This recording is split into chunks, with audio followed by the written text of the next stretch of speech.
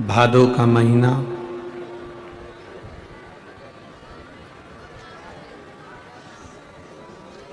और उस भादों के महीने में जब भगवान श्री गणेश जी महाराज स्वयं प्रकट हुए, ऐसी पवित्र भूमि पर पवित्र समय पर पवित्र शिव महापुराण की कथा पुण्यवासियों को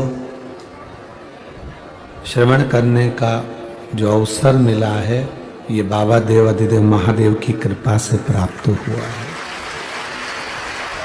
अभी एक पत्र हम एक बेटी का पढ़ रहे थे जिसको एक ऐसी बीमारी हो गई थी जिससे वो अपने शरीर की नसें धीरे धीरे धीरे धीरे बंद होती चली जा रही थी और वो बेटी धीरे धीरे अपने पाँव से चलना बंद कर दी, धीरे धीरे उसका हाथ करना। उसने लिखा इसका इलाज पूरे भारत में तो क्या पूरे देश में विदेश में भी नहीं है। एक उस बेटी के पत्र को अभी हम पढ़ रहे थे तो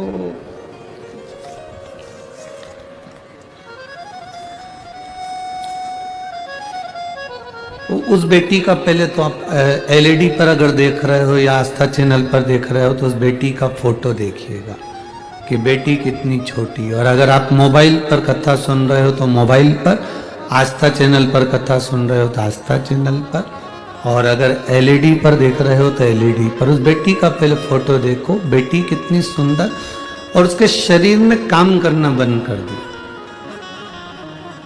उसके पाँव ने, हाथ ने काम करना बंद कर दिया और वो पाँव भी काम नहीं कर रहा उसका और हाथ भी काम नहीं कर रहा। अब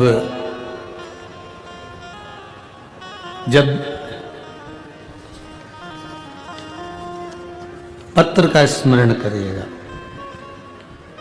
मेरा नाम ज्योति राजेश खेरे है, मैं जलगांव महाराष्ट्र की रहने वाली हूँ। कहीं बैठी हो तो हाथ हिला सकती हैं, अगर वो आई हो तो हाथ हिला सकती हैं। मेरा नाम ज्योति राजेश खेरे है, मैं जलगांव महाराष्ट्र की रहने वाली हूँ। गुरुजी, मैं भोले बाबा का क्या वर्णन करूँ? कहीं आई हो तो हाथ हिला दे, अगर आई हो तो हाथ हिला सकती। पीछे हैं क्या? हाथ हिला दो एक बार ऐसे। बच्ची आई है साथ में, गोद में है तो उसको गोदी में ले लो एक बार, टीवी चैनल पर दिख जाएगी। और अगर वो बच्ची को यहाँ लेकर आ सकते हो, वैसे तो क्या है बहुत भीड़ है तो कहाँ से आओगे लेके, तो अगर ला सकते हो तो बेलपत्री हम दे देंगे, ठीक है। तो मेरा नाम ज्योति राजेश खेरे है, मैं जलगांव महाराष्ट्र की रहने वाली हूँ। गुरुजी, एक बीमारी, जिस बीमारी के अंतर्गत शरीर में एक पदार्थ बनना बंद हो जाता है और पाँव काम करना बंद कर देते हैं। मेरी बेटी वेदश्री 4 साल की है। नसों में वो बीमारी आ जाती है तो व्यक्ति धीरे धीरे वो नसें बंद हो जाती हैं और चलना बंद कर देता है और शरीर काम करना बंद कर देता है। आखिरी में उसकी मृत्यु भी लिखी होती है। 26 मार्च 2023 को मेरी बेटी की तबीयत खराब हो गई, अस्पताल ले गए, आईसीयू में डाला गया। डॉक्टरों ने भी कह दिया इसके शरीर में एक बीमारी हो गई जिसका इलाज नहीं। लाखों लोगों में किसी एक में ये बीमारी होती है, वो बीमारी इसको हुई। इसका कोई इलाज, डॉक्टर कहते हैं इसका इलाज कहीं नहीं है।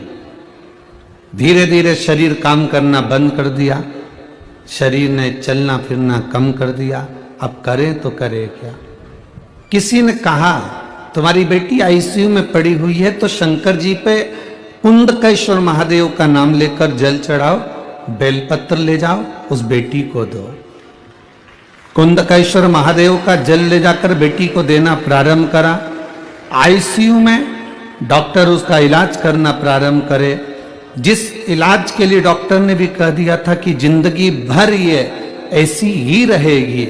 धीरे धीरे उसका इलाज प्रारंभ हुआ और जल देना प्रारंभ करा। बेलपत्री मलकर उसके मुख में देना प्रारंभ करा। डॉक्टर पूछते थे क्या पिला रहे हो, हम कहते थे घर से जल लेकर आए हैं। शिव जी का जल जब देना प्रारंभ करा, 5 दिन बेटी को लगातार बेलपत्र चूरा कर दी और शिव जी का कुंदकेश्वर महादेव का जल दिया। 5 दिन के अंदर डॉक्टर भी आश्चर्य में पड़ गए कि इस बीमारी का कोई हल नहीं था, यह हल हो कैसे गया और बेटी चल कैसे दी। यह आश्चर्य वाली बात। मैं बेटी का दूसरा फोटो लगा रही हूं जिसमें बेटी पूर्ण तरह से स्वस्थ हुई है। यह बेटी का दूसरा फोटो है जो आप एलईडी पर आस्था चैनल पर देख रहे हैं, जिसमें बेटी वापिस स्वस्थ हुई है। शिव तत्व शंकर ओघड़ी, ये स्वस्थ होने के बाद का और ये जब पांव हाथ बेकार हो गए थे उस समय का शिव तत्व है। बाबा की कृपा, करुणा, उसकी उदारता, उसकी दया। पत्र में एक बात बहुत अच्छी लिखी गुरुजी,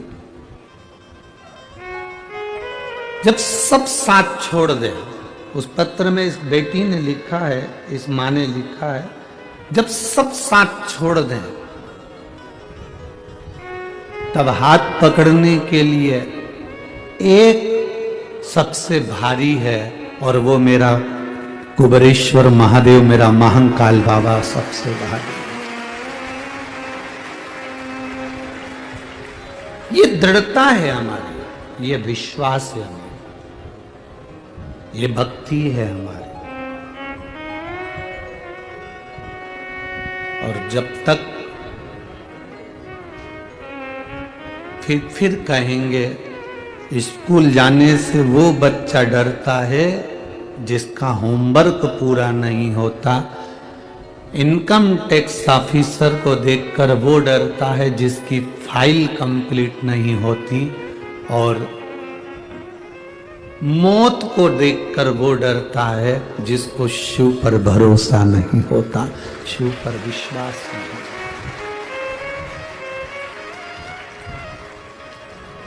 जो शिव पर भरोसा करा हुआ है, जो शिव पर विश्वास करा हुआ है, फिर डरना क्या है? फिर हम डरे तो डरे क्यों, किस लिए डरे?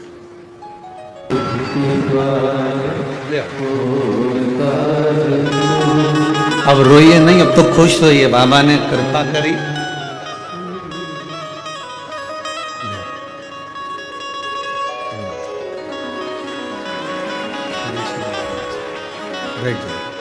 यहीं आगे ही बैठ जाना भले।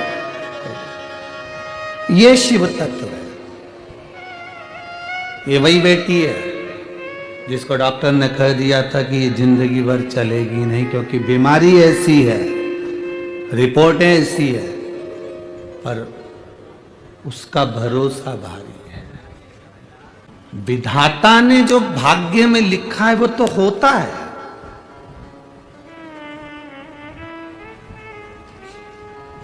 विधि का विधान जो लिखा है वो तो होगा। तो फिर शिव पुराण काहे को सुने अगर विधि का विधान होगा तो? भाग्य में लिखा हुआ यदि होगा तो फिर हम शिव पुराण क्यों सुने? उसका एक सुंदर चरित्र आता है। भागवत जी सुनिए आप लोगों ने, बोलो बोलो जरा सुनिए। उसमें राजा परीक्षित का चरित्र आता है। राजा परीक्षित को जब तक्षक नग डस लेता है तो उसके बच्चों का चरित्र आता है जन्मेजय का, जिन्होंने सर्प यज्ञ करा था।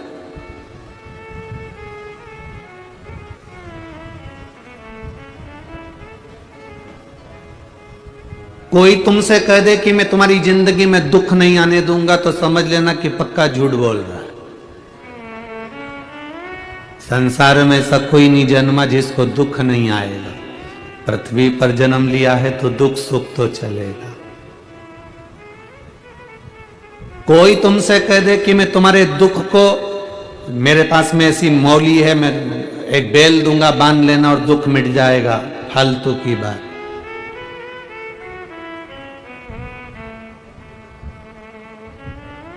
जन्मेजय की कथा कर रही है। राजा परीक्षित का पुत्र जन्मेजय वेदव्यास जी के सामने जाके बैठ गया। वेदव्यास जी को दंडवत प्रणाम करा जन्मेजय ने, और वेदव्यास जी को प्रणाम कर कर वेदव्यास जी से कहा कि मुझे एक बात समझ में नहीं आई गुरुजी। वेदव्यास जी ने पूछा कौन सी बात? भगवान कृष्ण थे, आप वेदव्यास जी थे, गुरु द्रोणाचार्य थे, भीष्म पितामह थे, इतने बड़े बड़े संत साधु सन्यासी तपस्वी साधक और बड़े बड़े भविष्य के वक्ता जो दूसरे का भाग्य देखकर बता दे, इतने बड़े बड़े भविष्य के वक्ता बैठे थे, उसके बाद भी पांडवों का और कौरवों का युद्ध हो गया।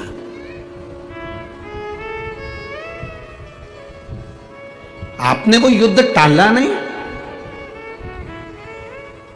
आपने वो युद्ध समाप्त नहीं किया। इतने बड़े बड़े भविष्य के वक्ता बैठे हुए थे, इतने बड़े बड़े गुरुजन बैठे हुए थे। अगर कौरव और पांडवों के उस समय को तुम टाल देते, उस समय को अगर समाप्त कर देते तो युद्ध होता क्या? इतना बोलने के बाद में वेदव्यास जी ने कहा जो भाग्य में लिखा है वो तो होता है, विधि का विधान कोई नहीं टाल सकता। इतने में जन्मेजय, परीक्षित के पुत्र जन्मेजय ने कहा कैसे नहीं टाल सकता? अगर मैं होता ना तो मेरा पुरुषार्थ आप देखते, और मेरे पुरुषार्थ को देखते तो मैं ये युद्ध टाल सकता था, मैं युद्ध होने नहीं देता।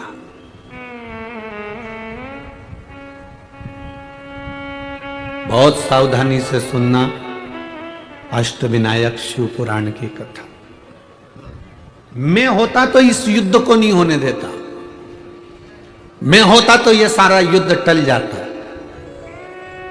वेदव्यास जी ने कहा यह कभी नहीं हो सकता, जो ललाट पर लिखा है उसको टालना बड़ा मुश्किल है, उसको समाप्त करना बड़ा मुश्किल है, उसको टालना बड़ा मुश्किल।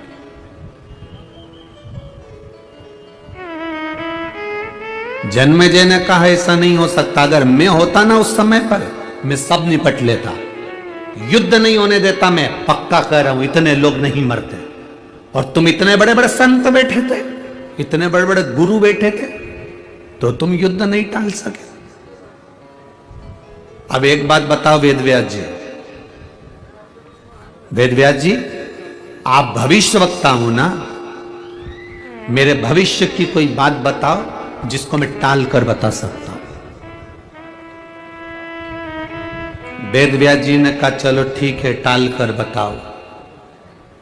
थोड़े समय के बाद जन्मेजय तू एक काले घोड़े पर बैठकर दक्षिण दिशा में जाएगा, दक्षिण दिशा में एक सुंदर स्त्री को देखेगा, और वो स्त्री को देखकर तू राजमहल में लेकर आएगा, उस स्त्री से तू शादी कर लेगा, वो स्त्री तुझसे एक यज्ञ करवाएगी,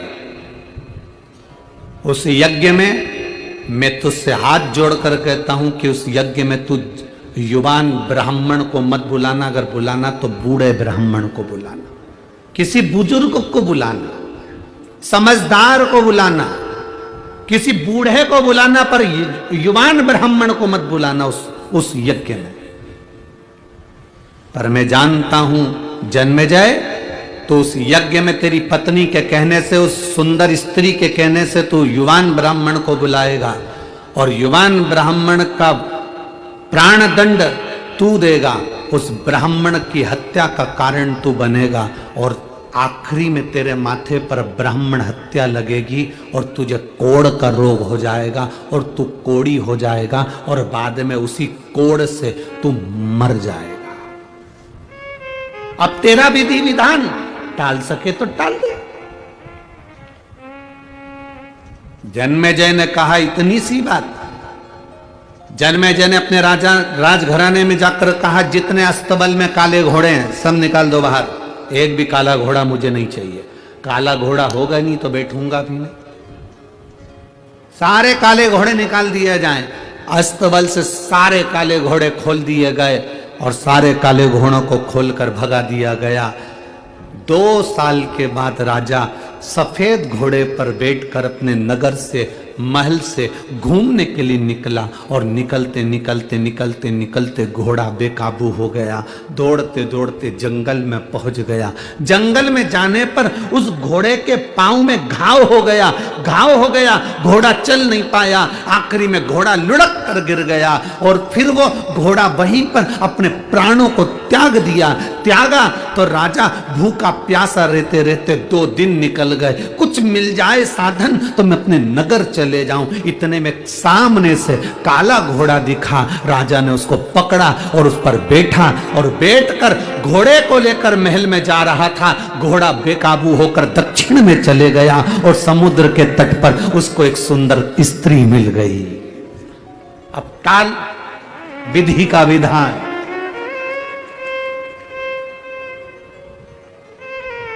एक सुंदर स्त्री मिली, स्त्री को ले गया अपने नगर। उसकी सुंदरता देखकर उसने शादी कर ली। स्त्री ने कहा अपन एक यज्ञ करते हैं। इसने मान लिया। यज्ञ प्रारंभ हुआ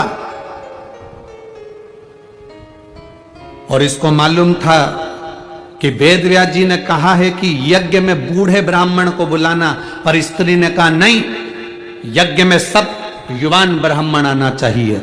यज्ञ में युवान ब्राह्मण आए। यज्ञ प्रारंभ हो रहा था।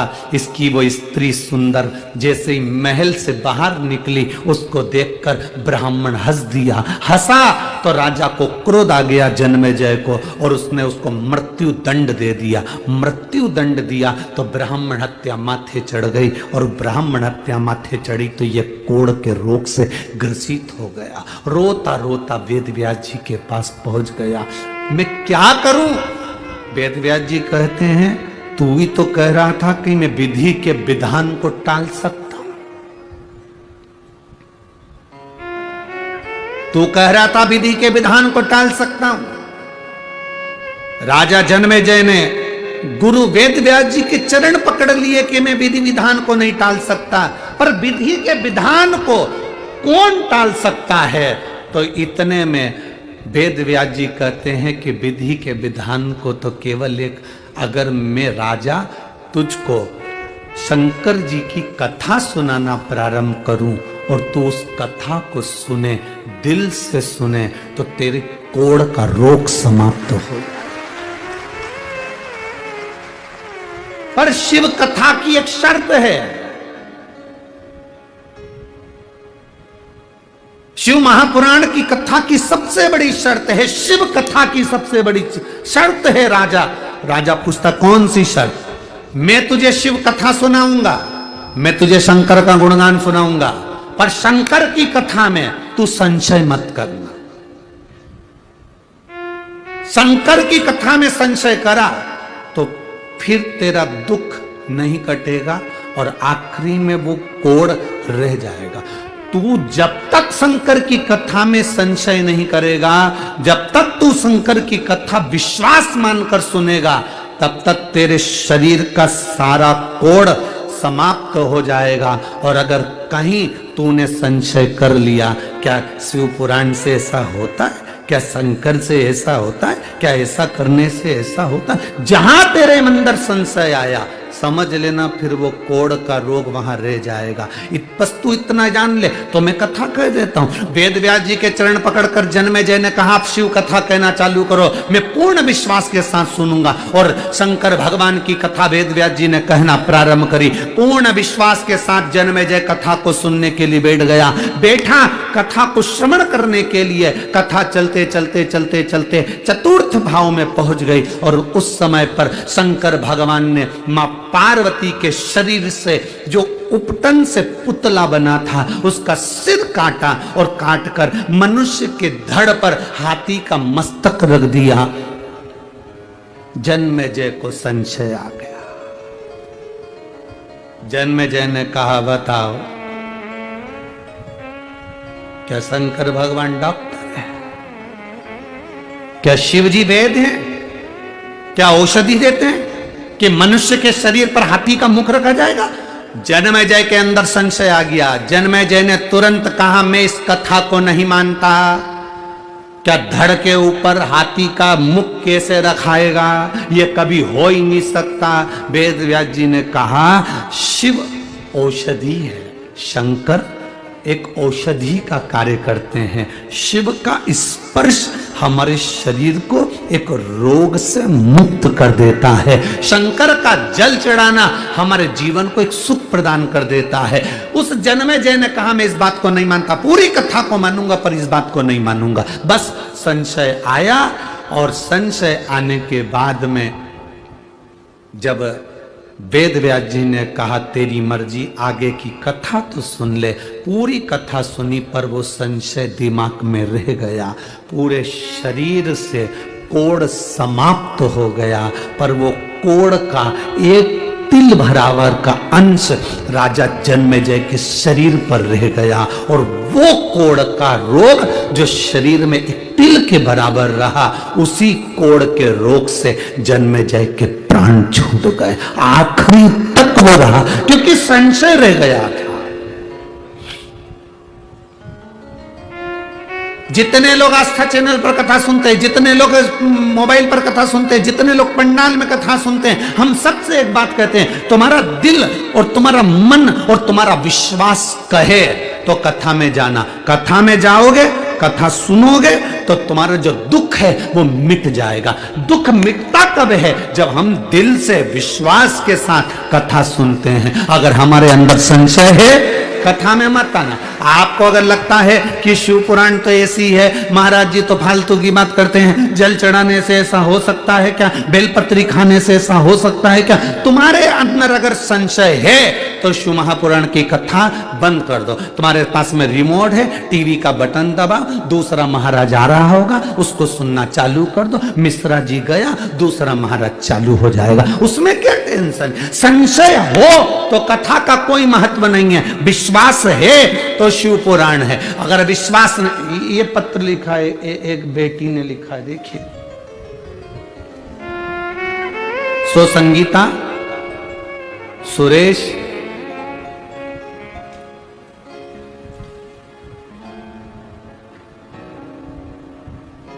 संगीता सुरेश और तई श्रमिक नगर सतपुर नासिक से आए। कहीं बैठे हो तो हाथ हिला सकते हैं। अगर कहीं बैठे हो तो हाथ हिला सकते हैं। सो संगीता सुरेश उदय श्रमिक नगर सतपुर नासिक, मोबाइल नंबर ये है। मैं क्या वर्णन करूं गुरुदेव पशुपतिनाथ के व्रत का और एक लोटे जल का। मेरी बेटी डॉक्टर रोशनी सुरेश ओताड़े रशिया से MBBS करके आई। कहीं बैठी हो तो हाथ हिला सकते हैं। मेरी बेटी डॉक्टर रोशनी सुरेश ओताड़े रशिया से,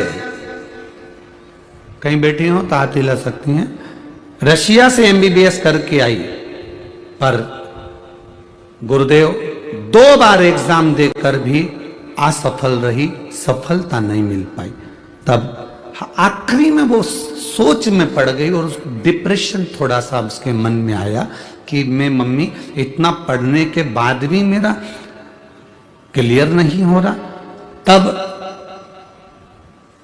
आपकी कथा चल रही थी टीवी पर और चैनल चेंज करते करते आपकी कथा आ गई और आपने उस समय पर प्रदोष के समय पर शाम के समय दिया लगाने का वर्णन किया, पशुपतिनाथ का वर्णन किया। मैंने अपनी बेटी से कहा तू पशुपति व्रत प्रारंभ कर, प्रदोष काल में शाम के समय प्रदोष के दिन समय पर दिया लगा, एक शिव जी के सामने, बेलपत्री के सामने और अपने दरवाजे पर। मेरी बेटी ने वही करा और बाबा की कृपा से 2 उपास पूरे नहीं हुए और मेरी बेटी सफल हो गई और अच्छे हॉस्पिटल में और डॉक्टर के पद पर प्रतिष्ठित है। ये शिव तत्व है। आई हो तो हाथ हिला सकती है।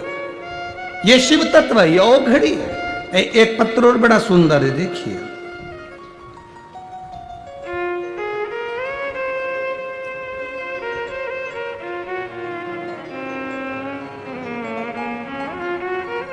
सुनीता नरेंद्र वानखेड़े,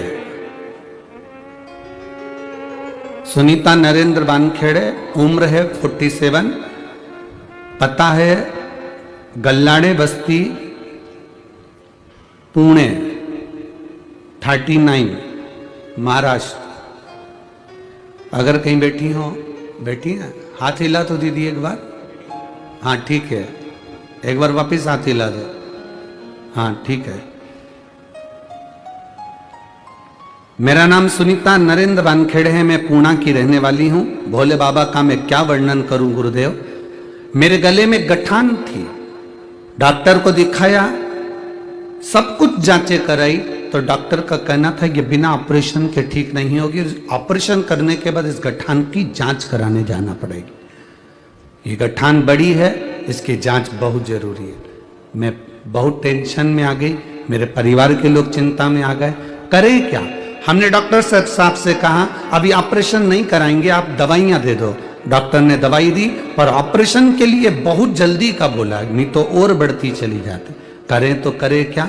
अब शिव जी के मंदिर जाना प्रारंभ करा, 1 लोटा जल चढ़ाती, आचमन करती और बाबा के चरणों में जाकर रोज रोती, बाबा मुझे ऑपरेशन नहीं कराना है, बाबा लोग मुझे एडमिट कर रहे हैं हॉस्पिटल में, मेरे परिवार वाले ऑपरेशन कराना चाहते हैं, बाबा मेरा ऑपरेशन नहीं होना चाहिए।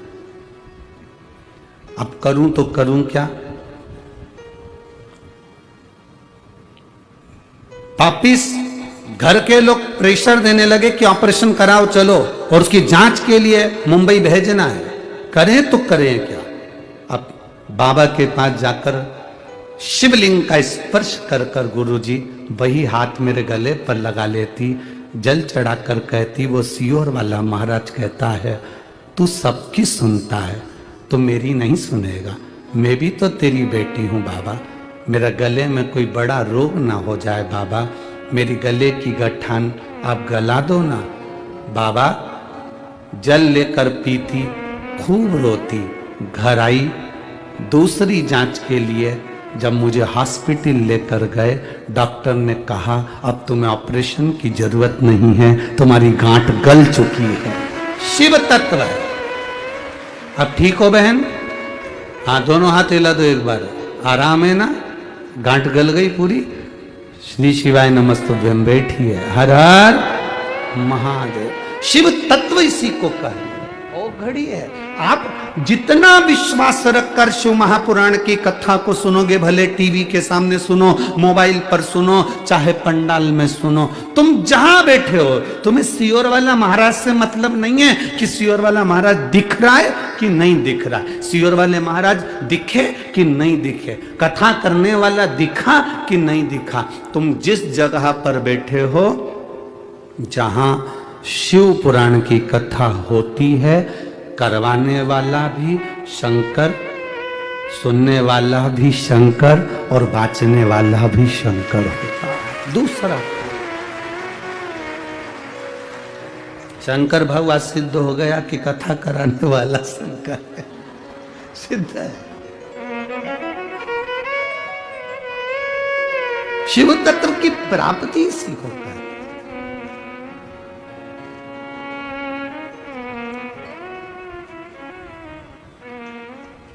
कई लोग हमसे कहते हैं गुरुजी आप जो मिलता है उससे कह देते। वो कोई रोता हुआ आपके पास आया और उसने रोते हुए ने कह दिया ये तकलीफ, और आप कह देते हो बाबा के भरोसे रहिए। आपका इतना कहना और वो जाता है और उसको आराम लग जाता है, मतलब कुछ है क्या आपके पास में ऐसी कोई बूटी भभूति? हमने कब ना बूटी है ना भभूति है, हम भी उसके भरोसे रहते हैं और तुम भी उसके भरोसे रहो। इससे बढ़कर सुख और क्या हो सकता। विश्वास रखो। जन्मेजय पूरी कथा में विश्वास रखा, पर उसका एक अंश विश्वास टूट गया, एक अंश विश्वास टूट गया।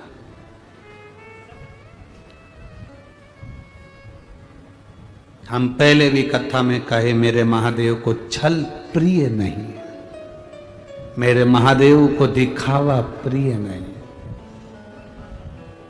मेरे महादेव को कुछ भी दिखावा नहीं चाहिए, कुछ नहीं, एकदम साधारण है मेरा महादेव। जितने मंदिर जाओगे उतने मंदिर में तो भोग लगेगा, 56 भोग लगेगा, पर मेरे महादेव को तो 56 भोग भी नहीं लगता। मेरे महादेव को 56 भोग की जरूरत भी नहीं पड़ती, वो तो अलमस्त रहता है। तुमने बेलपत्र दे दी, धतूरा दे दिया, जल चढ़ा दिया, उसके पास पहुंच गए, सुख पा गया।